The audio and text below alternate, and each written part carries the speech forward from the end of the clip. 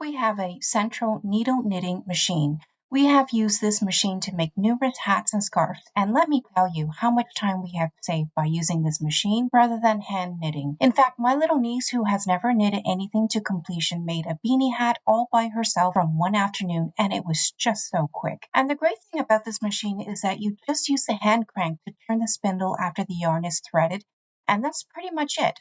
No batteries required. This doohickey here, sticking out, allows you to adjust the tightness of the weave, ranging from a loose tension all the way to very tight. We also have a dual knitting mode setting.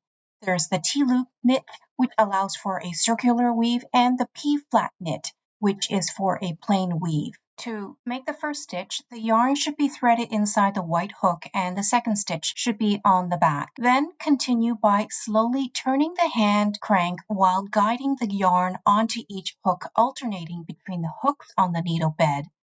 Here we have already gotten pretty far and have added a second yarn color to our beanie hat.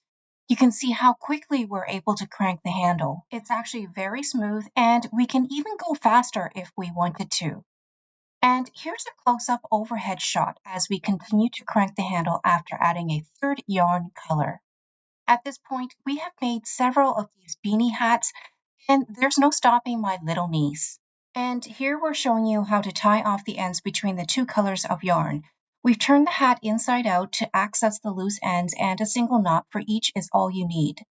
Then we cut off the excess yarn so you don't have any excess hanging loosely inside. Once that's done, you can turn the hat back and look how beautiful that is. Perfect stitching, and this hat is now ready for the fall weather.